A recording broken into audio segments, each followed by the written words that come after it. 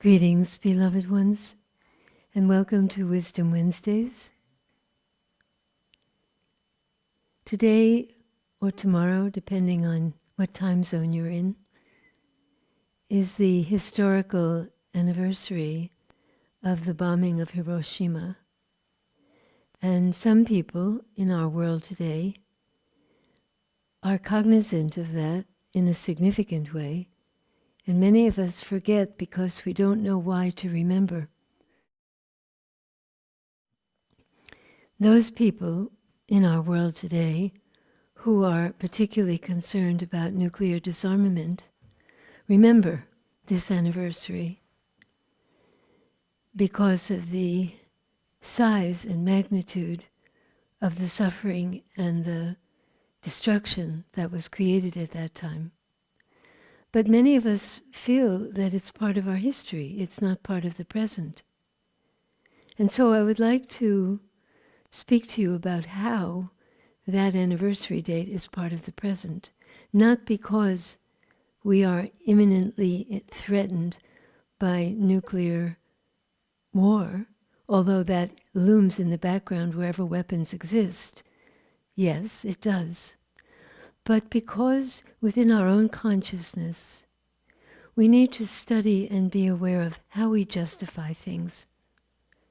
This justification for violence doesn't happen just out of nowhere. It happens because the human psyche, the human consciousness, is vulnerable to wanting to feel better, and to make itself feel better, it often can find those who to blame for why it doesn't feel better. And blame, as you know, can take gentle measures and be more of a kind of internal judgment about others, or it can be the expression of violence. Blame coming from the desire to feel safe, to feel superior, to feel powerful, to feel one is in charge of life, can create the fertile ground for justifications. So, when we make an analogy between the history and the present time, we need to look at how justification of things that are not aligned with truth happens. How does it happen that human beings can harm each other? And how does it happen that we, in a more gentle, modest way, can harm others through our judgments of them or through our direct behavior? It doesn't have to be physical violence. It can be that too. But it comes about through the justification, through reasons that we tell ourselves are the reasons that are sufficient for not aligning with the truth within ourselves. Often, the justification is based on fear of reprisal, fear of being hurt, fear of anything, really. And in wartime, that's the same thing. Why a bomb, such as the bombing of Hiroshima, got dropped was to prevent the Japanese from committing more killings and prolonging the war.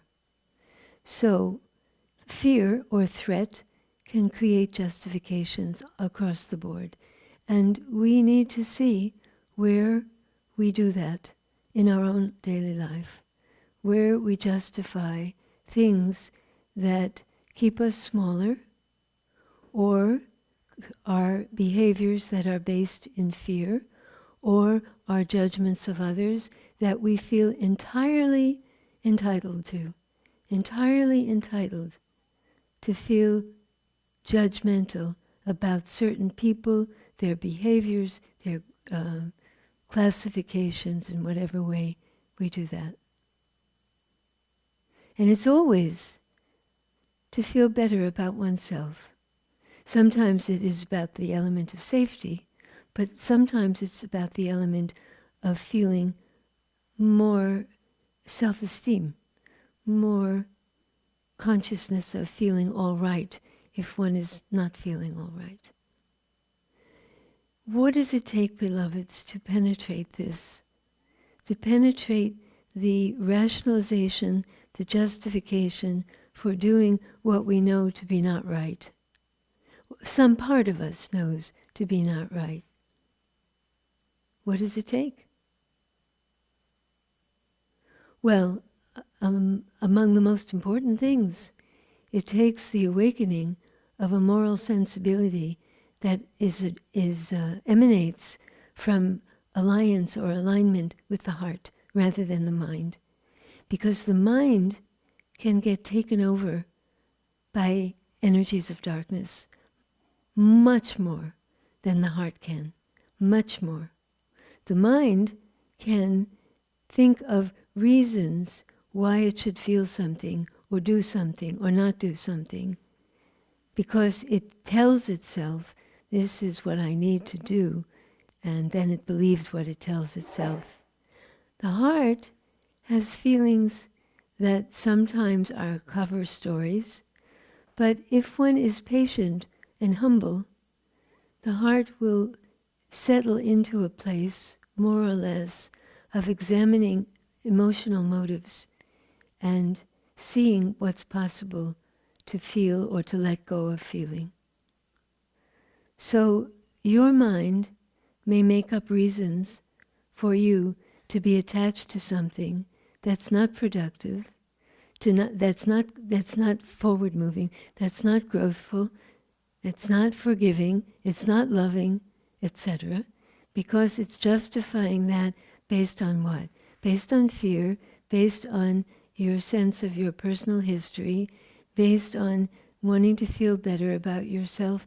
You can look at all the reasons for justifying things.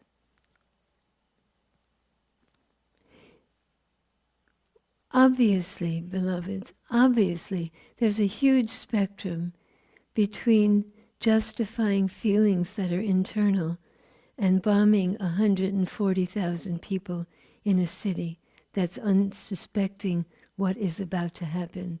Obviously, there's a huge difference. But if we look at the world today and we say, how is it possible that human beings can commit atrocities towards each other today? How is that possible that killing on the scale that is taking place today can happen? The answer lies within you. It lies within your own psyche, the same tendency to make yourself feel safer, feel better, create judgment, rationalize, justify, all of that exists. These are other human beings who are doing the same thing, only it's progressed along the spectrum of justifying behavior that is directly harmful to others. But the motivation is the same. The motivation is the same. It's the justification based on creating safety and security in many cases, for a country, for a group of people, for oneself. It's the same. So in this world that we live in, we need to recognize that, because we are full of polarization. We are full of reasons to think that these people over there, wherever there is, are doing something that I would never do. And in many cases that's true, because atrocities of violence are not within the repertoire of most people in the way that they are portrayed in some countries today. That's true. But the justification principle is universal. The need to protect the self is universal. The rationalization capacity for why do something that's not corresponding to the truth of your heart, that's universal. So what does this amount to, beloveds? Well, obviously, I said obviously now a few times, but there is a big spectrum between the killing of 140,000 people and having feelings that are judgmental and harsh and unforgiving towards other people or towards anybody, a group of people. There's a difference. Nevertheless, if we want to root out the causes of atrocities, we have to look within ourselves. We have to look within ourselves at what dishonesties we're carrying about the absence of love, the unwillingness to forgive, the desire to blame whoever it is for whatever reason.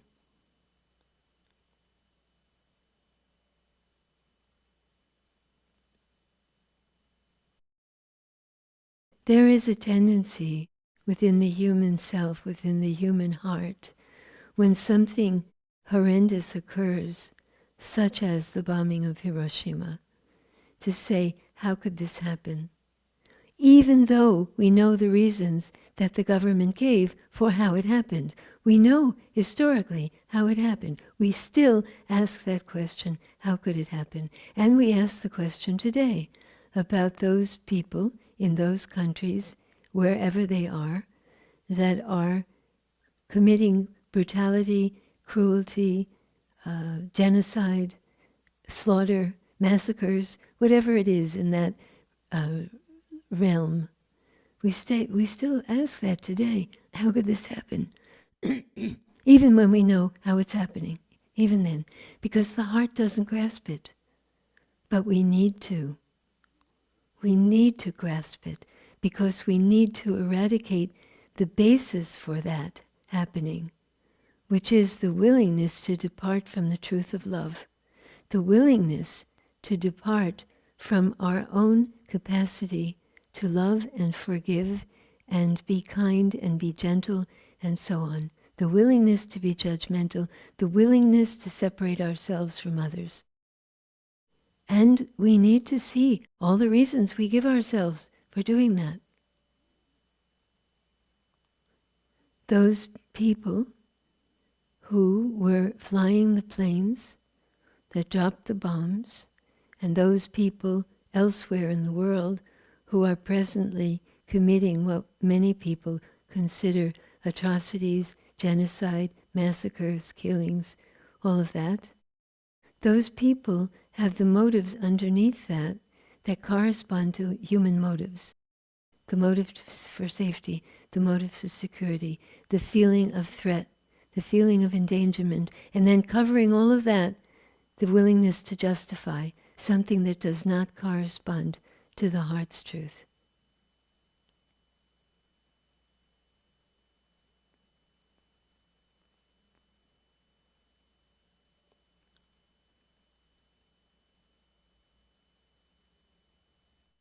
Well, if we look on the larger scale, beloved ones, today, if we look at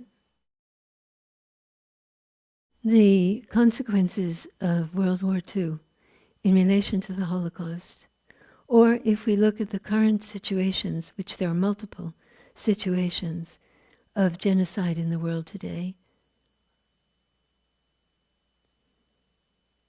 the heart says, how can this happen?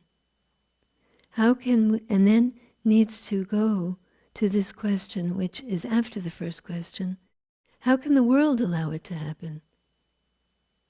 How can we allow this to happen to others? And what does that mean? Well, historically it means that at the time of 1945, or prior to that, the 1940s, while the Third Reich was gaining power, those countries in the world that existed at that time did not have the consciousness then of what it meant to collectively band together against the inflow of the Third Reich and Hitler's intentions. There wasn't the consciousness of unity to do that. There was a consciousness of national self-interest, which meant that each nation did something, but not together.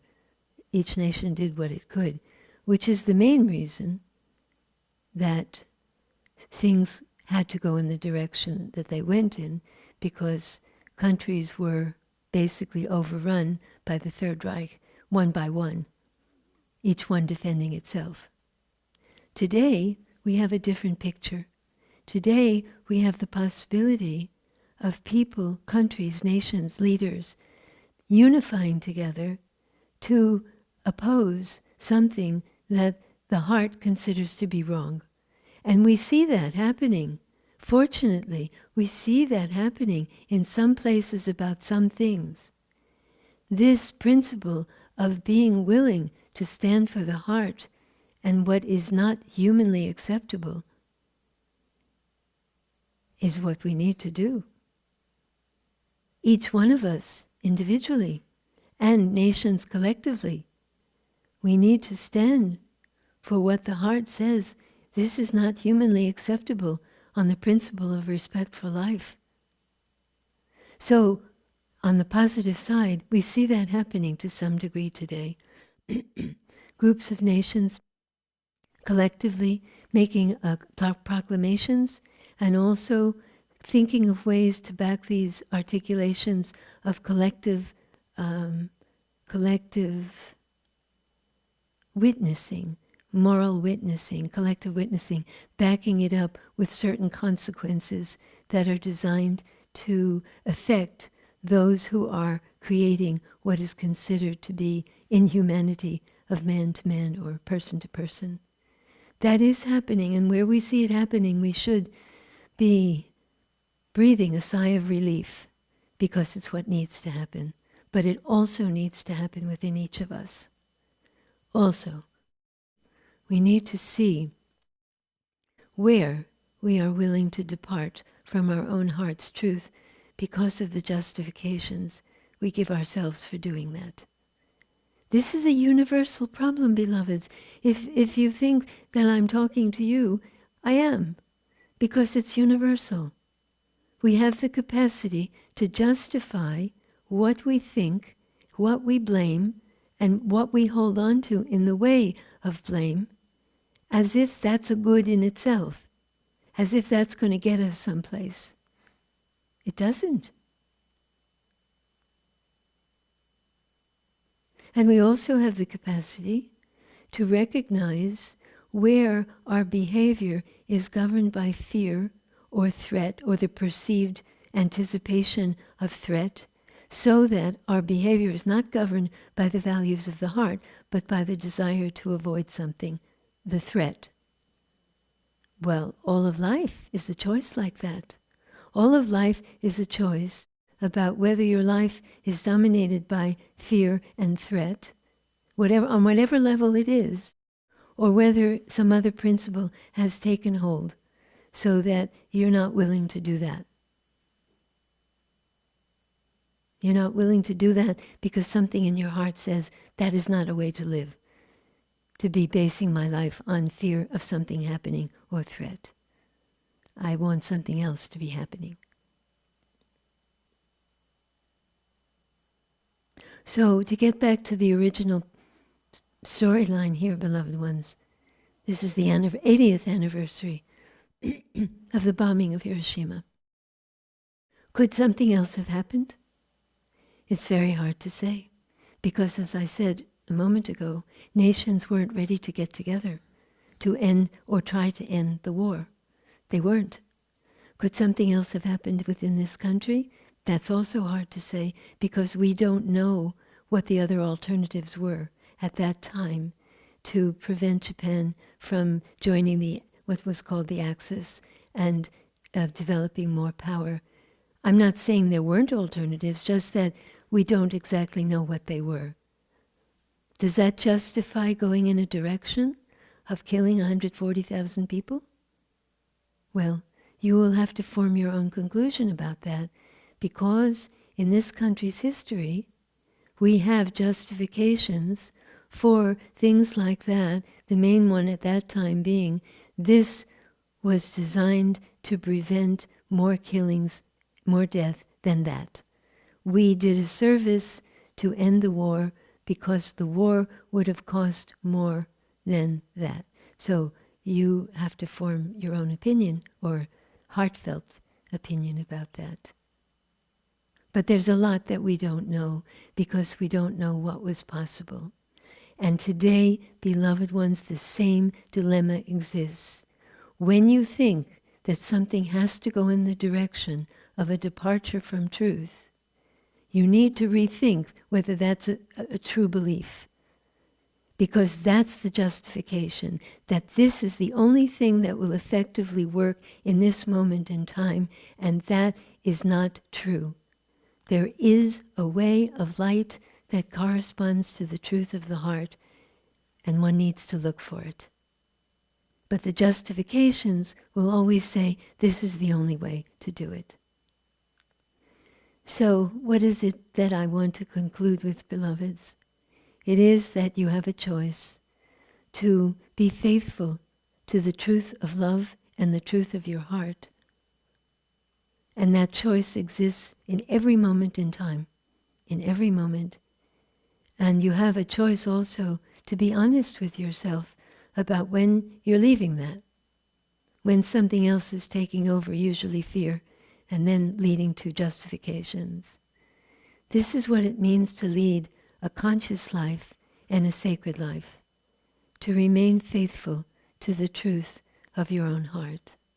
And I wish that for you on this anniversary of the bombing of Hiroshima. And I wish that for the world. May all nations recognize the truth that binds them together, the truth of their collective heart.